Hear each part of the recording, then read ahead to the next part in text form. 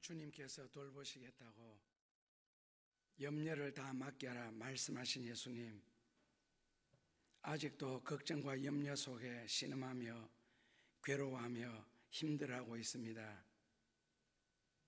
맡길 수 있는 믿음을 주시고 맡겼으면 버리게 하여 주옵소서. 그리하여 우리 마음속에 다른 근심이 없게 하시고 오직 하나님을 찬양하며 하나님을 사랑하는 믿음으로 마음 가득하게 하옵소서. 그리하여 신령한 면에 부자가 되어 세상도 다스려 나갈 수 있도록 축복하여 주시고 영적인 모든 것으로 인간적인 모든 것을 해결해 나가게 하옵소서. 그러기 위하여 전능하신 하나님을 믿사오고 어제나 오늘이나 영원토록 변함없은 하나님을 믿사오고 그분이 우리 아버지가 되심을 이 시간 함께 고백하겠사오니 전능하사 천지를 만드신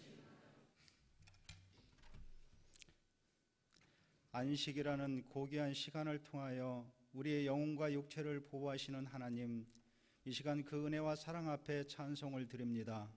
거짓이 없게 하옵시고 오직 성령과 진리로 마음을 다해 하나님을 경배하게 하옵소서. 세상의 눈치를 보다 세상의 아름다움을 보다가 하나님의 사랑을, 십자가의 사랑을 외면하였습니다. 육신을 붙잡는 세상 유혹의 마음을 빼앗게 않도록 도와주시옵소서. 항상 하늘의 소망을 품고 사는 저희들이 되게 하옵시고 진리 앞에서 부끄럽지 않는 자랑스러운 모습으로 살도록 축복하여 주시옵소서. 아름다운 교회를 주신 것을 감사합니다. 상처 입은 영혼들이 안식하는 교회가 되게 하옵시고 온갖 모양으로 하나님의 영광을 노래하는 교회가 되게 하옵소서. 이 시간 때를 따라 양식을 공급하시는 주의 종을 축복하여 주시옵소서. 그 나라의 영광에 이르기까지 조금도 상함이 없고 아픔도 없이 주의 능력과 권세로 주의 종의 사명을 다하도록 은혜 베풀어 주시옵소서. 우리의 모든 기도를 들으시고 이루어 주실 예수 그리스도의 이름으로 기도하옵나이다. 누가복음 4장 16절에서 19절입니다. 예수께서 그 자라나신 곳 나사렛에 이르사 안식일에 자기 규례대로 회당에 들어가서 성경을 읽으려고 서심해 선지자 이사야의 글을 드리거늘 책을 펴서 이렇게 기록한 때를 찾으시니 곧 주의 성령이 내게 임하셨으니 이는 가난한 자에게 복음을 전하게 하시려고 내게 기름을 부으시고 나를 보내사 포로된 자에게 자유를 눈먼 자에게 다시 보게 함을 전파하시며 눌린 자를 자유케 하고 주의 은혜의 해를 전파하게 하려 하심이라 하였더라. 아멘. 모든 형태의 생명은 특정한 조건에 의해서 의존하고 있습니다. 어떤 식물들은 햇빛이 있어야 되고 어떤 식물들은 그늘이 있어야 합니다. 어떤 동물들은 물이 있어야 살고 물 속에서만 사는 동물이 있고 또 어떤 동물은 물이 있으면 죽습니다. 그런가 하면 땅 속에서만 사는 동물이 있고 공중에서만 사는 동물이 있습니다. 이런 특정한 환경을 벗어나면 생명을 유지하지 못합니다. 물고기는 물 속에서만 살도록 만들어졌고 물 속에서만 자유롭도록 만들어졌고 새는 공중에서 살도록 만들어졌고 공중에 날 때만이 자유롭습니다. 그렇다면 하나님은요? 성경에서는 한마디로 말합니다. 사람은 하나님 안에서만 자유롭고 진리에 매일 때만 행복하고 하나님의 은혜와 축복을 누릴 수가 있다고. 옛날 복음성가에는 물을 떠난 고기는 혹시 산다 해도 주님 떠난 심령은 사는 법이 없어요. 예수님 내주여 내게 오셔서 이게 물을 떠난 고기는 혹시 산다 해도 있을 수 없는 이야기죠. 물을 떠난 고기가 혹시 산다는 것 자체가. 그렇다면 하나님 떠난 심령은 사는 법이 없어요. 이제 하나님 떠나고도 사는 것은 기적이죠. 저주받은 기적이요. 인간에게도 특정한 환경이 있습니다.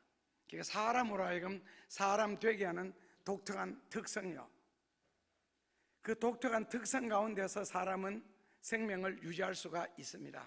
그렇다면 특정한 생명과 특정한 조건이 무엇이냐 했을 때 창조주 안에 있는 것, 한마디로 그렇게 말합니다. 창조주와 함께 사는 것.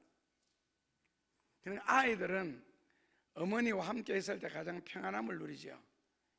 몇 년 전에 세계 사진 전시대회에서 콘테스트죠. 1등한 사진이 바로 엄마 품에 잠들어 있는 아이의 모습, 그 사진이 1등을 했습니다. 아무리 맛있는 것을 주고 흥미로운 장난감을 주어도 엄마가 옆에 있을 때의 이야기지, 아무리 재밌게 놀다가도 엄마가 눈에 안 보이면 그 모든 것을 팽개쳐버리고 울면서 어머니를 찾습니다. 지금 엄마의 그 삶의 형편 아이는 관심 없습니다. 당장 먹을 것이 없어서 아니면은 굶어 죽을, 아니면 온갖 걱정과 근심에, 그리고 마음이 너무 힘들고 괴롭고 아니면 몸이 아파 죽을 지경인데도 아이에게는 엄마의 그런 형편 전혀 상관없습니다. 그냥 엄마만 옆에 있으면 됩니다. 그러면 그 아이는 평안과 기쁨을 동시에 누리게 됩니다. 왜냐하면 나를 품어주고 사랑해주고 나를 살려주는 이가 어머니밖에 없기 때문이라고 생각하기 때문입니다. 오늘 본문에서 바로 그런 이야기를 다룹니다. 그분이 바로 우리에게는 하나님이시고 예수 그리스도시다. 그래서 그 예수님은 사로잡힌 자는 놓아주고 눈먼 자는 보게 하고 눌린 자는 자유케 하고 마지막으로는 하나님의 복된 은혜를 전파하게 하려 하심이니라. 우리는 이거 다 경험 안 하셨잖아요, 그죠? 사로잡혀 봤을 때 해방을 얻는다는 것, 소경이 되어 봐서 눈을 뜬다는 것, 눌린 가운데서 자유케 된다는 것, 이런 것을 경험하고 나면 이 한 구절 한 단어가 굉장히 소중하다는 걸 깨닫게 될 텐데, 그런데 바로 이 말이 예수님께서 회당에서 하신 첫 설교입니다. 첫 설교 내용이 인간에게 행복을 주시는 것. 사람은 건강, 돈, 인간관계, 죄, 여기에서 자유로울 때에 평안하고 축복되다고 성경이 증명합니다. 첫째로는요, 건강할 때, 둘째로는 돈이 있을 때, 셋째로 인간관계 원만할 때, 넷째로 죄에서 자유로울 때. 이 네 가지 중에 한 가지만 우리에게 스트레스를 줘도 사람은 행복하지를 않습니다.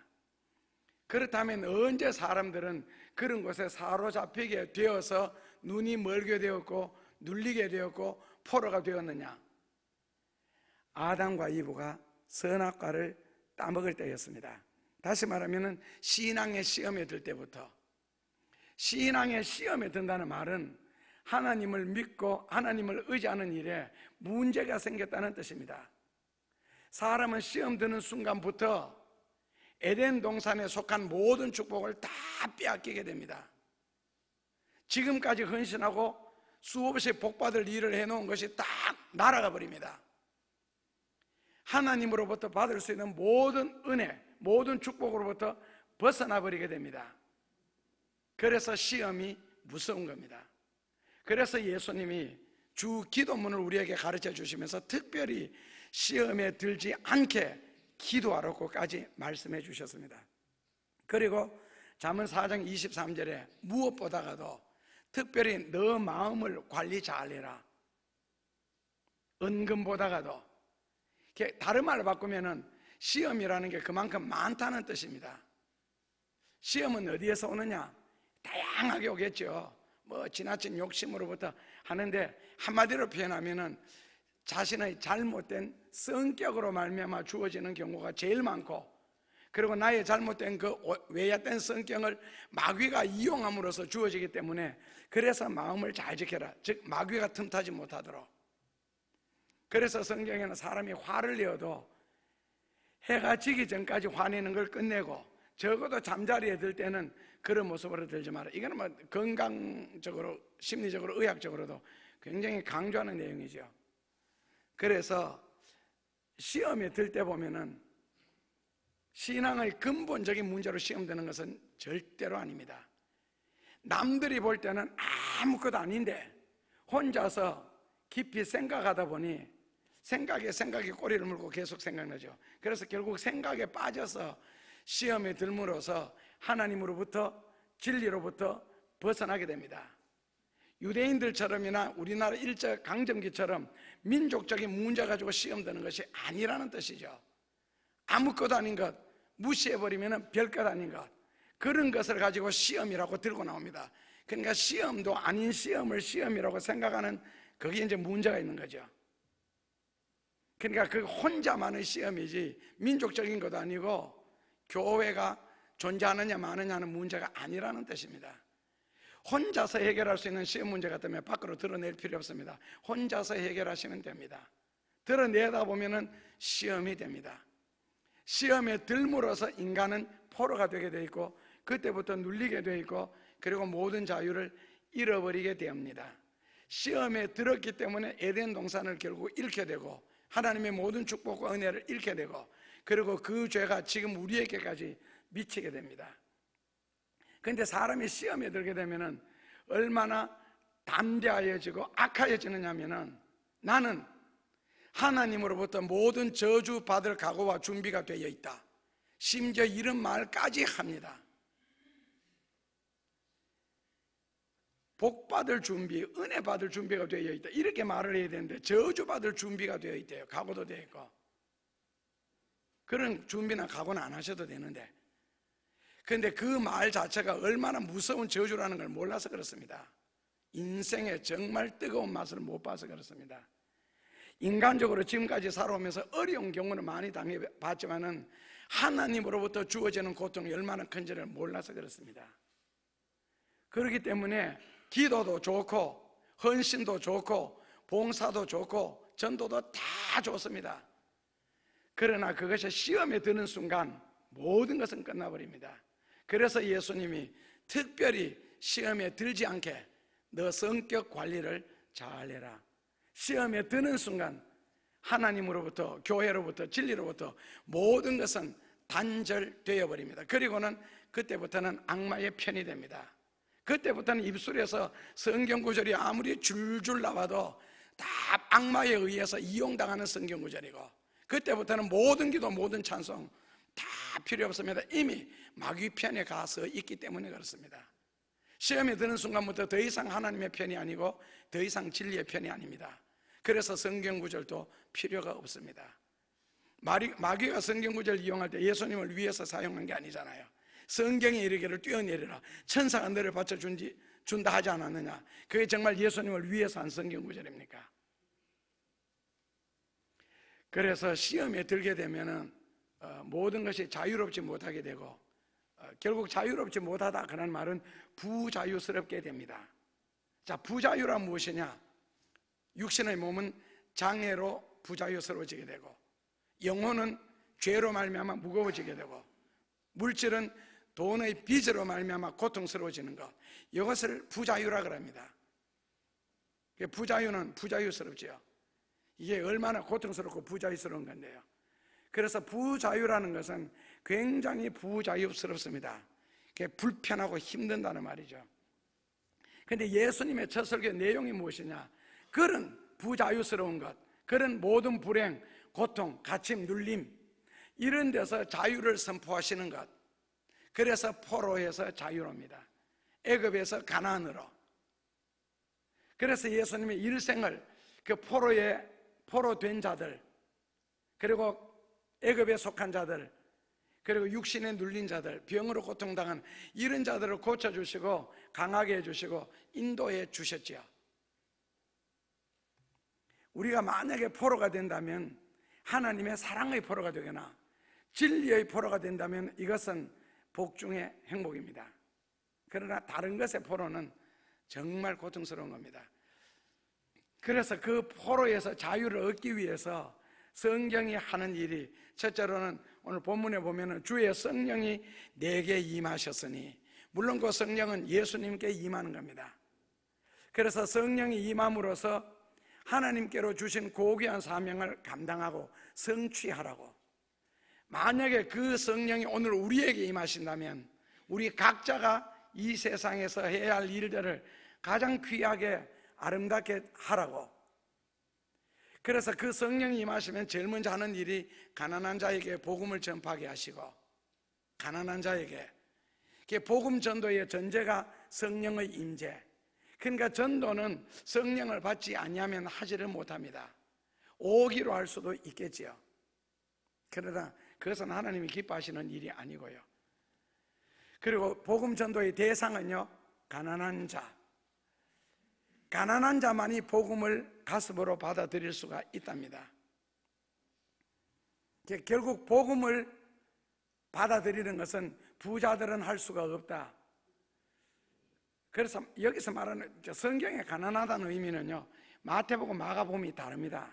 마태복음에서는 돈이 많은 사람, 물질적으로 부유한 자는 절대로 천국에 못 들어간다.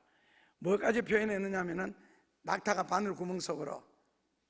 그런데 원어 성경에 보면은 낙타가 아니고 바다에서 사용하는 밧줄입니다. 배를 묶는 밧줄. 그 밧줄이 바늘에 넣을 수 없다, 그렇게 해놨습니다. 어떤 낙타가 들어가든 그 밧줄이 들어가든 바늘 구멍으로 못 낀다는 것은 동일한 거. 물질적으로 부자는 절대 천국에 못 들어간다. 이게 마태복음이고, 마가복음에서는 정신적으로 부유한 사람은 천국에 못 들어간다. 그래서 10편, 119편, 70절에 보면은 정신적으로 부유한 자, 이 정신적으로 부유한 자라는 말은 은혜로 부유하고 주의 사랑으로 부유하고 그게 아니고, 걱정과 근심과 염려가 많은 사람은 먼저 죽여라 그랬습니다. 걱정과 근심과 염려가 많다는 것은 하나님을 믿지 않는다는 뜻입니다. 저희들이 매 예배 시간마다 부르는 노래이죠. 첫 송, 염려 다 맡겨라 주께서 돌보시니. 매주 합니다. 다른 것은 매주 안 해도. 그런데 그 염려와 걱정과 근심이 많다는 것은 첫째로는 하나님의 사랑을 부인한 거고, 둘째로는 하나님의 능력을 부인하는 거고, 셋째로는 내가 하나님을 믿지 않는 것이 걱정과 염려와 근심입니다. 이제 이런 식으로 설교 들으면 여러분들은 되게 열받지요. 당신은 강단에 서 있으니까 직업적으로 그런 말을 할지 모르겠지만 우리처럼 현실에 부딪혀서 한번 살아봐. 그런 설교가 나오는지. 그래서 이런 부분에 대해서 제가 사회생활을 못한 게 좀 한이 되고 후회는 돼요. 저는 사회생활을 못 해봤습니다. 사회생활을 해봤다면 군대 생활 3년 한 거예요. 그리고 제대하고 석 달 동안 배키를 만드는데 경비 쓴 거예요. 경비서도 경비 쓴다는 걸 모르고 썼습니다. 왜냐하면 낮에는 전도로 다니고 밤에는 잠시 가서 앉았다가 7시에 인수받아서 그리고 8시부터 집회 인도를 했기 때문에 7시 반 되면 빠져나옵니다. 그리고 문에 붙들고 손대고 주님 여기 도적이 들지 말게 하소서. 그리고는 종이를 한 장 꼽아놓습니다. 작은 거예요. 이 종이가 떨어지는 날 제가 사표서를 내겠습니다. 그리고 집회 인도고 밤 12시에서 12시 반에 다시 현대중공업의 문이 열리거든요. 그때 야간 작업하고 나오는 사람들 그때 들어갔습니다. 그래서 그거 3개월 만에 종이가 빠졌어요. 그거 보고 그 자리에서 바로 사표서 냈습니다. 그러니까 직장생활 3개월 하면서도 사람들과 한 번도 뭐 직장에서 동료라고 대화 그런 건 해본 적 없습니다. 혼자서 경비 썼으니까요. 그리고 내 입던 옷 입고. 제가 사회생활을 못했습니다. 그러다 보니까 걱정하지 마라, 염려하지 마라, 근심하지 마라는 말을 여러분들과 타협을 해서 현실 살기에 얼마나 힘드느냐, 어려우냐, 괴로우냐.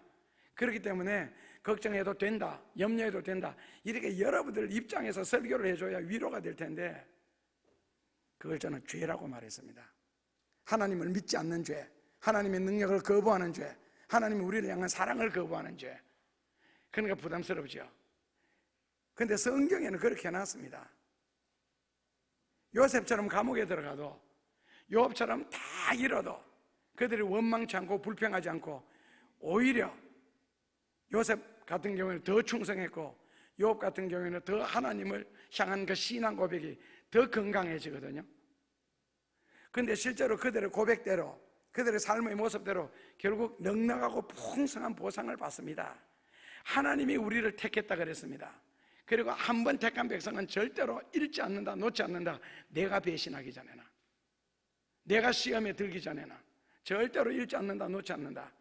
그렇기 때문에 걱정 때문에, 근심 때문에 죽지 않습니다. 어제 밤새도록 걱정하고 어제 낮새도록 고민하고 지금 이 시간 교회에 오나, 그걸 다 하나님 앞에 기도로 간단하게 맡겨버리고 그 다음에 홀가분한 마음으로 교회에 오나, 뭐가 달라졌습니까? 밤새 걱정하고 낮새도록 고민하면은 인생을 좀 사는 것 같고, 그리고 멍청하게 기도로 맡겨버리고 행복하게 가볍게 교회에 나오면은 인생을 꼭 안 사는 것 같습니까? 이럴 때는 머리가 IQ가 약간 둔한 게 좋을 것 같은데, 그렇게 사나 저렇게 사나 어차피 하루 보내기는 마찬가지입니다. 침대 위에 푹신한 데서 하루 저녁 자나, 교회 와서 딱딱한 데서 의자 위에서 철야 기도하며 하루 저녁 보내나, 하루 저녁 가는 거는 마찬가지입니다. 다만 내일 미래에 어느 것이 내게 더 복이 되겠느냐, 더 은혜가 되겠느냐, 하나님이 더 역사하시겠느냐, 그것만 고민할 따름입니다. 어디서 잔다는 게 뭐가 그래 중요합니까? 그래서 고민하고 괴로워하고 시간 보내나, 기뻐하면서 찬송하면서 기도하면서 시간 보내나 똑같다는 거죠. 그는 어느 것이 더 미래가 있도록 사는 것이냐, 그는 스스로 판단하시면 됩니다. 그래서 성경에서 가난한 자에게 복음을 전하라 했을 때 이 가난한 사람이 누구냐? 한마디로 표현하면 경제적으로 물질적으로 돈 좀 더 있다 덜 있다 그런 뜻이 아니고, 하나님 없이 살 수 없는 사람, 예수님을 믿지 않고는 견딜 수 없는 사람, 이게 진정한 가난한 사람이 아니겠느냐. 결국 복음은 그들 속에서 역사하는 것이 아니겠느냐. 성령의 능력에 의한 복음 전파, 오늘날도 그렇게 사모하는 사람, 가난한 사람에게 이 복음이 전파된다는 것이죠. 그리고 둘째로는 포로된 자에게 자유를, 사람마다 포로된 부분이 다 다르겠죠. 하나님의 포로, 진리의 포로, 감사의 포로, 참 행복한 포로지요. 그런데 만약에 돈의 포로가 됐다, 명예의 포로가 됐다, 권력의 포로가 됐다, 애욕의 포로가 됐다, 불행하죠. 그러니까 모든 사람을 속박하는 그 속박은 그 사람에게는 바로 그게 우상입니다. 뭐 자식 때문에 뭐 못한다, 다 우상입니다. 거기에서 해방될 때만이 자유로울 수가 있습니다. 그러니까 어차피 우리가 포로가 된다면 귀한 포로, 복된 포로가 되었으면 좋겠습니다. 그런 데서 벗어나셔야 됩니다. 그러니까 종이 되지 말라는 거죠. 그리고 눈먼 자에게 보게 함을, 물론 여기서 눈먼 자라는 것은 육신의 소경을 말하는 것이 아니고 진리의 세계겠죠. 영적인 세계. 고쳐주신다는 거, 눌린 자에게 자유를, 사회적으로 제도적으로 그런 각도에서 눌렸다, 심리적으로 불안하다, 그리고 영혼과 육체를 억압하는 근심 염려들, 그런 것에서 자유함을 얻는다. 이때까지 말씀드린 거 있잖아요. 하나 하면 다 해결됩니다. 성령 받으시면 다 풀립니다. 이거저거 절대로 복잡할 것 없습니다. 원래 진리를 모를수록 복잡하게 진행하거든요. 높은 데 이를수록 단순해집니다. 간단해집니다. 뭐가 사는데 그래 복잡합니까? 성령이 임하면은 지금까지 뭐 눌린 거, 갇힌 거, 포로된 거 다 필요 없습니다. 우리 마음이 그런 모든 것에서부터 완전 자유를 얻습니다. 그리고 위를 바라보게 되어 있고 무릎 꿇게 되어 있습니다. 그러니까 내가 살아가야 할, 내가 풀어야 할, 내가 해결해야 할 이 모든 문제를 내가 해야죠. 그러나 주와 더불어 하겠죠. 기도함으로써. 내가 내 인생의 주인이 되려고 하다 보니까 너무 힘들지요. 한 발 뒤로 물러서서 나는 하나님의 종이다. 그러면 간단한 거예요. 주인이 모든 것을 책임지게 되어 있습니다. 종으로서 살면은 그래서 편합니다. 종은 현재 오늘 할 일 충실할 뿐입니다. 결과 주인에게 맡기는 겁니다. 오늘 일 다 못하면 내일 하면 됩니다. 그런 영혼의 자유도 마찬가지입니다. 성령이 임하시면 다 해결됩니다. 죄사함 받는 문제부터 영혼의 무게까지요. 심리적인 불안, 성령 받으면요 한 방에 해결됩니다. 저녁에 잠 안 자요? 잠 안 와요? 성령 받으면 너무 잘 자서 문제가 되겠죠. 그러니까 문제는 성령을 받으시면 됩니다. 육신적인 질병 낫습니다. 문제는 이제 어떻게 하면 성령을 받을 수 있느냐, 이제 이렇게 원래 해결을 풀어나가야죠. 간단하죠. 회개하시면 됩니다. 무엇을 회개하는데? 무릎 꿇어 보시면 생각날 겁니다. 무엇을 회개하는지는 모릅니다. 사람마다 다 다르기 때문에 일단 우상 숭배하는 것에서부터 벗어나야 됩니다. 자식에게 재산을 물려주겠다는 우상 숭배, 자식 우상. 손자 손녀가 너무 귀여워서 교회도 못 오는, 교회 와서도 손자 손녀 생각하는 그런 손자 손녀 우상. 예배 시간에도 돈으로 머리에 꽉 차있는 그런 물질적인 우상. 애욕에 차있는 얼른 예배 드리고 연애하러 가야지 하는 그런 타락한 우상. 아마 여러분들이 무릎 꿇으면 많은 부분 생각날 겁니다. 그거 철저하게 회개하셔야 성령이 임할 수가 있습니다. 내가 남겨놓은 채로 성령의 은혜 주옵소서. 절대로요. 아브라함은 이삭을 6토막으로 내어 불에 태워 죽여야 그 다음에 하나님의 축복이 임합니다. 왼손으로 이삭을 안고 오른손으로 쥐어 성령의 역사하지를 않습니다. 왜냐하면 하나님의 요구가 이삭을 바쳐라 했기 때문에. 그래서 성령 임하시도록 기도하시면 되고 사시면 됩니다. 쓸데없는 생각에서 자유하시면 성령 임합니다. 성경에서 어긋난 행동이나 어긋난 생각을 하지 아니하시면 성령이 임하십니다. 그리고 그 다음에는요, 마음이 상한 자를 고치시며, 그냥 뭐 슬퍼하는 자입니다. 쉽게 말하면요, 슬퍼하는 자.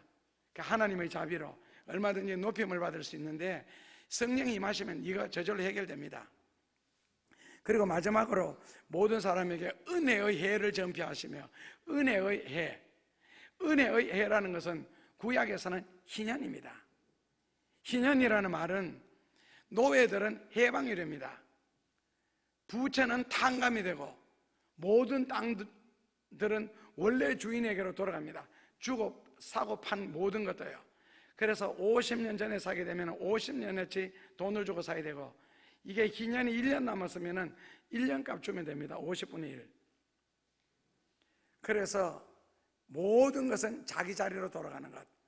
예수 그리스도의 구속의 사역은 모든 사람들에게 해방과 자유와 하나님의 은혜와 축복을 회복시켜 주는 겁니다. 그런데 그 당시에 유대민족은 그 로마 식민 통치하에 있었잖아요. 그래서 가장 역사적으로 악랄하고 억압당할 때 살아갔습니다. 그래서 팔레스타인의 모든 사람들은 이 해방이라는 것이 최고의 소원이었습니다. 그런데 예수님은 사람들을 만나면서 개인적인 해방, 그러니까 병에서, 각종 병에서, 그리고 어려움에서, 각종 고통에서, 근심에서 해결시켜 주시는데, 이 국가적인 해방에 대해서는 이런 방구 언급하지 않으셨습니다. 그리고 국가를 전복하고 해방시키기 위한 어떠한 행동도 하지 아니하셨고요. 그러니까 유대인들이 거기에서 반발을 해서 결국 예수님을 십자가에 못 박으라고 부르짖게 되고요. 그 당시 유대인의 감옥은 항상 10,000원입니다. 그 죄수를 잡아도 더 넣을 데가 없습니다. 그러니까 한 명의 죄수를 잡아서 감옥에 넣기 위해서는 감옥에 있는 사람 중에 한 명을 처형을 했습니다. 지금도 세계 3대 악랄한 감옥이 있습니다. 세계 3대 악랄한 감옥 있는데 세계적으로 제일 불편한 감옥도 있습니다. 여러분들도 아시겠지만 북한과 미얀마입니다. 북한은 각종 간정을 통해서 우리가 짐작할 수 있고, 미얀마 같은 데는 이제 안 가보면 모르는 거예요.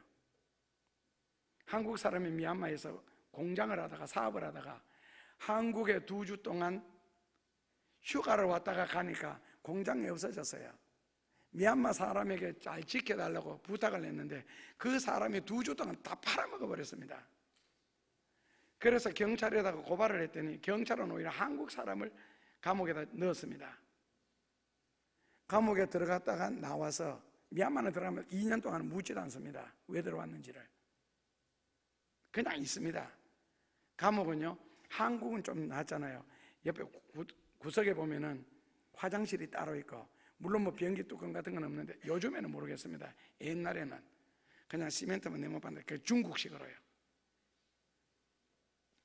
그 대소면에 떨어지면 거기서 바로 냄새가 올라오도록 그렇게 만들어졌는데, 미얀마에는 그냥 네모 반듯한 시멘트 바닥만 있습니다. 거기다가 왕겨, 벼 타작하고 그 왕겨를 한 가마니로 구석에다 들어부어요. 그러면 거기에다가 오줌을 넣고 대변을 보고, 그리고 왕겨를 덮습니다. 그게 오래되면은 오줌을 하도 많이 넣으니까 이제 왕겨가 찌듭니다. 그리고 오줌 넣으면요, 그 왕겨가 다 적시고 있는 게 아니죠. 바닥을 통해서 흘러나옵니다. 그러면은요, 미얀마 덥잖아요. 모기, 파리. 그리고 저녁이 되면 거기서 누워 자는데 이 모기들이 얼마나 달라드는지 모릅니다. 만약에 모기가 뭐 입술을 깨물든 눈을 깨물든 몸을 탁 깨물었을 때 그걸 손으로 탁 치면 탁 친 사람은 그날 저녁에는 반 틈만 살아서 다시 돌아옵니다. 꼼짝도 못하면 한번 누우면은. 그런 것이 감옥입니다. 그래서 자유라 그러는 거예요. 지금 예수님이 선포하는 자유, 이것이 얼마나 소중하다 그러는 것을 유대인들은 너무 잘 압니다. 감옥이 복잡하면 누워서도 못 잡니다. 우리나라에도 마찬가지였습니다. 그러니까 칼잠 잔다는 소리 들어보셨죠? 칼잠이라는 것은 고등어나 꽁치를 눕힌 상태가 아니고 세운 상태예요. 사람을 세워서 포개는 겁니다. 10명이 반듯하게 누워서 잘 수 있다면 20명을 넣으면요, 칼잠을 자야 되겠지요. 그 다음에 거기에다 깜방장 자리는 담요 하나 필 수 있는 자리를 비워놔야 되죠. 그러니까 자유가 얼마나 귀한 건지, 돈에서 자유, 육신의 어떤 질병, 고통에서의 자유, 마음의 모든 부담으로부터, 걱정으로부터 자유, 인간관계로부터 자유. 예수님이 우리에게 오신 목적 중에 하나도 자유를 주시려고 오셨잖아요. 그런데 예수님의 그 역사는 외적인 역사가 아니고 내적인 역사에 중점을 두셨습니다. 그 내적인 역사는 성령의 은혜죠. 쉽게 말하면. 그러니까 일일이 삶의 돈 문제를 해결해주고 그런 역사를 안 하셨다는 겁니다. 왜냐하면 내적인 근본적인 문제가 해결되니까 외적인 것은 노력하면 해결할 수 있기 때문에 그렇습니다. 그래서 예수님은 물질적인 역사보다는 영적인 일에, 세상적인 것보다는 신령한 것에 중점을 두고 행동을 하셨습니다. 그런데 우리는 영적인 것보다는 세상적인 것, 신령한 면보다는 물질적인 것에 중점을 두고 신앙생활을 하다 보니까 이게 하나님과 안 맞는 부분이에요. 하나님과 맞지 않다 보니까 기도는 많이 하는데 신앙생활은 수십 년 오랫동안 했는데 삶의 진전이 없고 축복이 발전되지 않는 이유가 순서를 바꾸어서 그렇습니다. 옷으로 말하면 겉옷과 속옷을 입는 위치가 바뀌어졌다는 뜻이죠. 그러니까 미친 소리 듣지요. 그 교회 잘못 다녔다는 소리 듣고 예수 잘못 믿었다는 이야기 듣지요. 그러니까 내적인 부분, 영적인 부분, 신령한 부분, 하나님께 속한 것이 더 귀해야 되고 그것이 중심이 되어야 되고 그것을 향하여서 살아야 되는데 너무 세상적이고 인간적인 것에 투자를 하고 목적을 두고 거기에다가 신앙의 중심이 가버리니까 결국에는 역행을 하게 되죠. 그러니까 외적인 기적, 육신적인 기적, 물질적인 기적. 그래서 예수님은 영적인 기적을 통하여 이걸 처리해 나갔잖아요. 밤새도록 고기 한 마리도 못 잡았는데 말씀을 듣고 은혜 받고 난 뒤에 가라. 그게 순종하니까 그 다음에 해결되는데, 사람들이 그 당시 유대인들이 예수님께 요구할 때는 물질적인 기적, 육신적인 기적, 국가적인 기적, 이걸 먼저 행하여라. 그리고 너가 하나님의 아들이라는 것을, 이런 것을 통해서 증명해라 했을 때 예수님의 반응은요, 탄식하시며 꾸중하셨다. 그리고 악한 세대다. 굉장히 엘러지적인 반응을 보이죠. 왜? 진리를 반대로 요구하니까요. 영적인 역사, 신령한 역사, 말씀을 순종하면 우리가 원하는 물질적이고 세상적인 것은 저절로 해결될 텐데, 저절로 해결돼야 할 그 문제에다가 초점을 두고 중심을 두고 예수님께 요구하니까 한마디로 웃긴다는 거죠. 그거는 신앙이 아니라는 겁니다. 사람들은 모양 다르게, 형태 다르게 그 어떤 속박이라는 것과 항제성이라는 그 굴레 속에 갇혀 있습니다. 그리고 그 속에서 상처를 입으며 살아가지요. 그러니까 더욱 자유롭지요.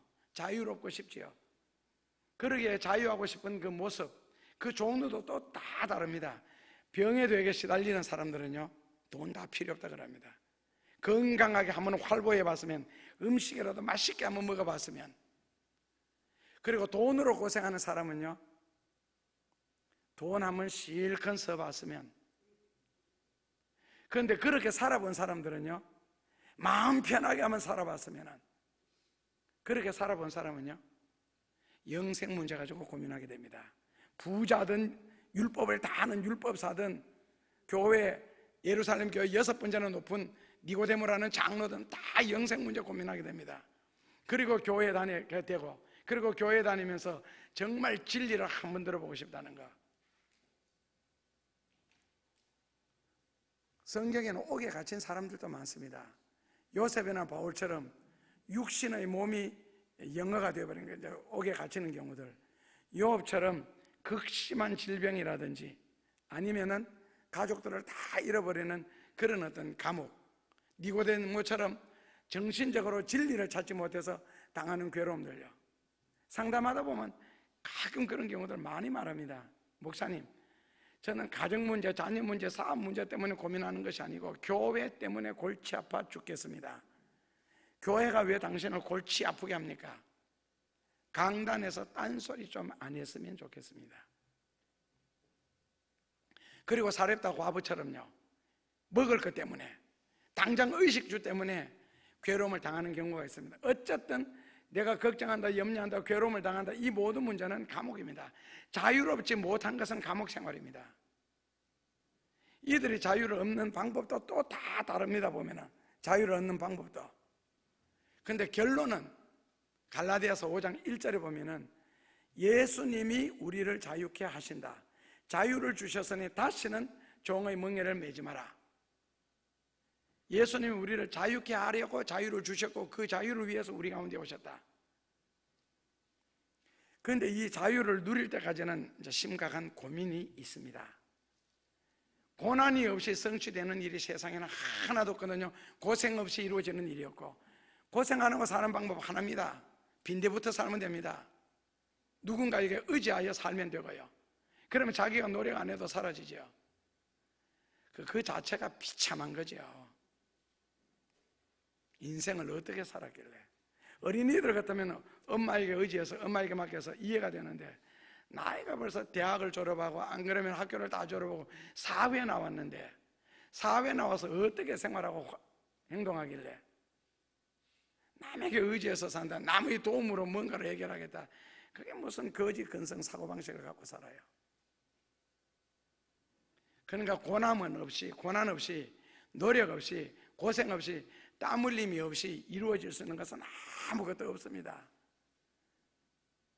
그래야 남에게 폐를 끼치지 않고 살 수가 있습니다. 결국 편하게 살고 쉽게 살려고 하니까 의지하는 거 아니에요. 그러면 나 때문에 누군가는 고생해야 되는 거예요. 영적인 것도 마찬가지입니다. 신앙도 저절로 잘하는 게 아닙니다. 적어도 영적인 깊은 수준에 이르기 위해서는 부자들이 돈 벌기 위해서 고생하는 것보다 더 하셔야 됩니다. 부자들이 돈 벌기 위해서 며칠 금식하는데요, 한 달을 굶어봤어요? 40일을 굶어봤어요? 21일을 굶어봤어요? 돈 벌기 위해서. 안 굶어도 목회할 수가 있습니다. 통성기도 하면 안 해도 얼마든지 목회할 수가 있고요. 부자 되는 것도 그렇잖아요. 끊임없이 금식하고 끊임없이 연구를 하고, 남들이 잠자는 시간에 앉아야 되고 그 시간에 기도해야 되고, 육신의 생활 절제하지 않으면 영적인 건 내려오지 않습니다. 인간 봉사하고 교통하고 끊임없이 하나님의 눈치를 봐야 되고, 작은 일도 남들은 죄라고 생각하지 않는 것도 죄라고 여겨야 되고, 남들은 2다리 쭉 펴고 잠자는 것 하나님이 주신 안식이다 평안이다 하는데 그렇게 하는 것 자체를 죄로 생각해야 되는, 그거 없이 영적인 깊은 수준에 들어갈 수 있습니까? 그렇다고 1, 2년 했다고 그게 됩니까? 물질적으로 넉넉한 수준에 이르는 것도 누군가가 열심히 희생을 했고 살았기 때문에 그 흔적으로서 하나님은 축복이라는 걸 주시죠. 배고픈 사람 배를 채우기 위해서는요, 먹어야 되죠. 먹어야 되는데 이게 입으로 채워지지를 않습니다. 먹는 것도 먹을 것이 있어야 먹지요. 그런 시장에 가서 장거리를 봐온 후에 요리를 해서, 그러니까 누군가가 편하게 앉아서 먹잖아요. 더 근본적인 문제는요, 시장 가서 사올 돈이 있어야죠. 돈을 벌어야죠. 돈 버는 게 쉽습니까? 쉽게 버는 사람도 있겠죠. 노름하는 사람들요. 난 노름하는 사람들은 그냥 한 장 다 뜯기면은 그 되게 쉽게 버는 줄 알았거든요. 0.5만 원 하니까 한 판에 6천만 원까지 나올 때다. 5천 몇 점이 나니까요. 거의 노력 무지하게 했을 때다. 인생을 다 바쳤고요. 아무나 하는 건 아닙니다. 여러분들 다 인생을 한번 바쳐보시죠. 한 20년 정도 화투에다가. 그러면 화투 뒷장이 보일 겁니다. 영안이 맑아져서. 어떻게 하든지 남을 의지해서 내가 쉽게 사느냐, 이걸 연구하지 마시고 어떻게 하든지 나 때문에 남을 행복하게 할까, 도움을 줄까, 이걸 고민해야죠. 정상적인 사람의 머리 같으면은. 그래서 사람들이 돈 버는 것이 힘들기 때문에 자유인이 되기보다는 종되기를 선택하지요. 그래서 애굽으로 돌아가자는 겁니다. 애굽으로 돌아가게 되면은 그렇게까지 괴롭진 않지요. 남이 하는 사업에 취직해서, 그리고 뭐 하여튼 세월은 가니까요. 연휴도 무슨 세월이 가니까, 세월만 가면 돈 월급은 받으니까요. 시키는 대로만 하니까 먹는 문제 해결되더라는 겁니다. 내가 주인이 아니니까. 10계명을 지켜라, 율법을 지켜라, 안 지키면 돌로 쳐 죽인다, 그런 거 다 복잡하게 살 필요 없이 그냥 애굽으로 내려가면 됩니다. 종이 되면 되지요. 그런데 종의 멍에를 맨다는 것이 성경에는 지옥 자식이 된다는 뜻입니다.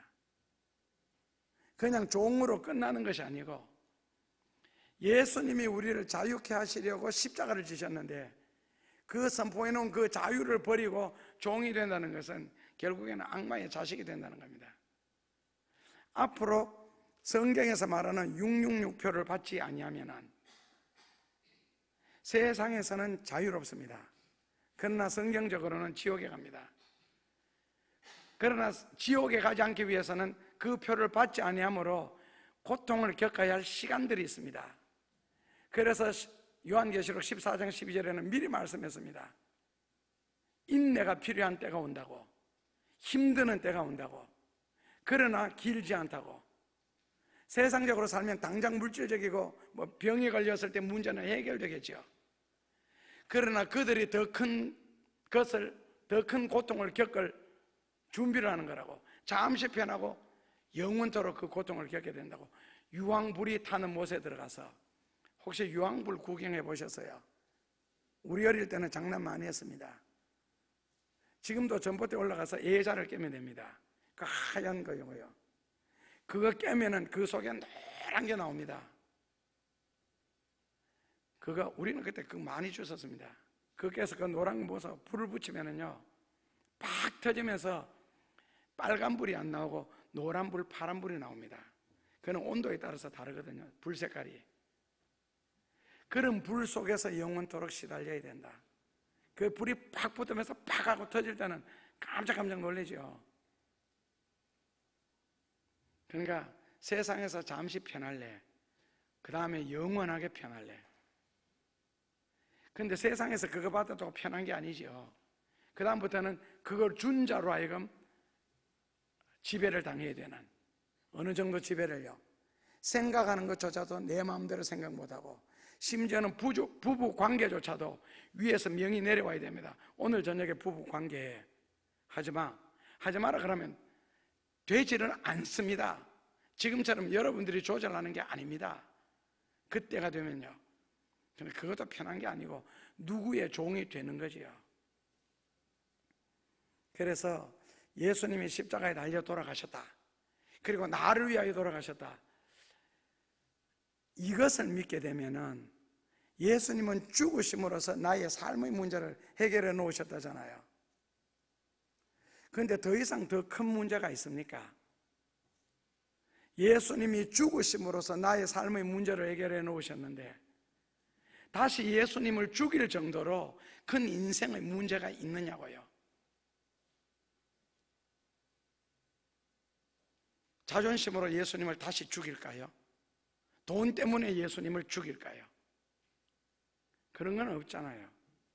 그렇다면 굉장히 단순한 믿음이거든요. 하나님은 내 아버지시고 예수님은 나의 죄를 위하여 십자가에 달려 돌아가셨다. 그것을 삶의 전체에 적용한다면 무엇 때문에 그렇게 고민이 많고 괴로움이 많고 염려가 많죠? 무슨 문제가? 하나님이 아버지가 되시고 예수님이 나의 구주와 주님이 되시고 그거 되시려고 십자가에 달려 돌아가셨고 예수님은 생명을 잃고 그냥 생명을 잃은 것이 아니죠. 온갖 고난, 고초, 고통, 그것을 우리 죄의 대가, 인생의 삶을 풀어나가는 대가로서 그걸 이미 지불했는데 왜 우리는 그 은혜를 안 누리고 살려고 노력을 하지요? 억지로 화를 내고 살려고 노력을 하고 억지로 시험에 빠지려고 노력을 하고 억지로 진리에서 벗어나려고 애를 쓰고 하나님의 큰 품에서 벗어나려고 애를 쓰지요. 애굽 생활이 자유입니까? 거기가 자유로운데 하나님은 왜 거기서 구출하려고 그렇게 노력하셨어요? 다 죽여가면서도. 모든 가침과 눌림과 억압에서는 순간적으로는 얻는 것이 있겠지만 그러나 하나님이 우리에게 주시듯이 근본적인 해결은 아닙니다. 그래서 예수 그리스도로 말미암아 자유로울 수가 있어야 되고 하나님의 축복을 누릴 수가 있어야 됩니다. 방법은요, 한마디로 말하면 성령이 임하시면 된다 그랬습니다. 그러나 성경적으로 말하면 요한복음 8장 32절입니다. 아시죠? 진리를 알지니 진리가 너희를 자유케 하리라. 그래서 진리를 제대로 이해만 한다면 성경에 기록된 수많은 하나님의 모든 약속, 기적, 축복, 능력, 이것을 마음껏 체험할 수가 있다는 겁니다. 진리를 알면은 그 진리가 너희를 자유롭게 할 테니까요. 그래서 교회 다니고 설교를 듣는 것으로 만족하지 마시고 여러분들이 진리의 포로가 되셔야 됩니다. 진리를 듣고 깨달았을 때에 그 진리대로 내가 살아가겠다, 이거는 목숨을 걸고 내가 진리대로 실천하겠다 하는 그런 의지가 없으면은 진리의 포로가 되지를 못합니다. 포로가 되었다는 말은 주인이 마음대로 다스린다는 뜻이거든요.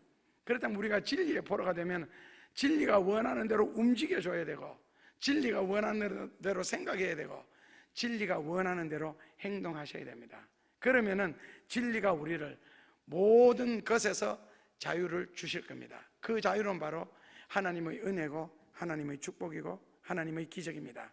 그 자유를 누릴 수 있기를 주님의 이름으로 축원합니다. 예수님 감사합니다.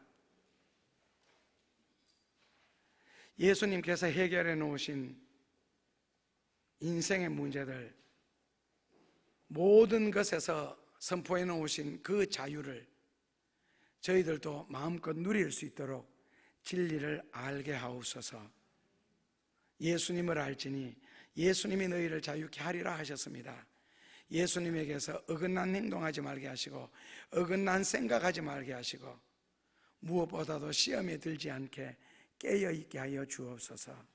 마귀에 의해서 놀림감이 되지 말게 하여 주옵소서. 그리고 하나님 안에서 주신 그 자유를 마음껏 누릴 수 있도록 축복하여 주옵소서. 미래를 위하여 오늘을 살게 하옵소서. 예수님 이름으로 기도하옵나이다. 아멘. 우리에게 자유를 주시려고 십자가에 달려 돌아가신 예수 그리스도의 은혜를 생각하며 주님을 기쁘시게 할 것이 무엇인가를 평생을 변함없는 마음으로 살게 하여 주옵소서. 그러다가 예수님께서 예비해 놓으시고 감추어 두신 수많은 은혜와 축복들을 이 시간 드려지는 물질의 신앙 고백으로 그리고 감사로 귀한 일에 쓰여지는 인생의 모습으로 하나님께서 저희들을 들어 축복해 주옵소서. 그리고 저희들의 가슴 한가운데 항상 신령한 은혜로 범사를 다스릴 수 있는 그런 능력을 아울러 허락해 주옵소서. 드려진 손길들, 그리고 저희들의 가슴들, 그리고 삶의 현장에, 그리고 믿음으로 살려고 위해서는 모든 이들 마음속에 하나님의 영원한 사랑과 은혜와 축복으로 가득하게 하여 주시옵기를 예수님 이름으로 기도하옵나이다. 아멘. 살아계신 주님께서 내 갈 길을 정하시고 발걸음을 인도하시며 그 걸음을 기뻐하셨더라는 말씀을 의지하며 스스로 살지 못하게 하시고 하나님의 부르심을 입고 하나님의 진리 가운데서 하나님의 인도를 따라 살게 해주심을 감사합니다. 때로는 하나님의 손바닥에서 괴로워하였고 하나님의 손바닥 위에서 힘들어하였고 거기에서 울었습니다. 날마다 나를 손바닥 들여다보시듯이 우리를 살피시는 그 주님 앞에서 어려워했습니다. 주님, 저희들에게 믿음을 주옵소서, 믿음을 더하여 주옵소서. 그리고 그 믿음으로 세상을 다스리게 하시고 기도로 범사를 처리하게 하옵소서. 믿고 맡긴 것은 버릴 수 있을 정도로 이루어짐 또한 보게 하여 주옵소서. 이 시간 머리 숙여 기도하는 사랑하는 모든 이들에게 하나님의 놀라운 크신 은총 더 내려주옵소서. 이제는 교회의 머리가 되시며 우리의 삶의 구주가 되시는 예수 그리스도의 은혜와 어제나 오늘이나 영원토록 변함없이 우리를 통하여 우리 가운데서 영광을 거두시며 역사하실 하나님 아버지의 크신 은혜와 땅끝까지 이르러 주님의 사랑을 전파하며 나라와 민족을 위하여 기도하며 하나님의 영광을 고민하는 가슴들 속에 성령의 놀랍고도 크신 역사로 저희들을 평안케 하여 주시고 자유를 주시어 약속된 모든 축복을 누릴 수 있도록 저희들의 머리 위에 축복해 주시고 삶의 현장 가운데 역사하여 주시고 지금부터 대대로 그런 역사가 일어나게 하여 주시옵기를 간절히 축원하옵나이다. 아멘. 오늘도 사하셔서 하나님은 오늘도 사하셔서 역사하십니다. 그리고 믿는 자들의 아버지가 되십니다. 특별히 시험에 들지 않도록 기도하라고 부탁하셨습니다. 왜요? 모든 축복과 은혜를 빼앗기지 않게 하라고. 한 주간 동안 승리하시기를 주님의 이름으로 축원합니다. 감사합니다.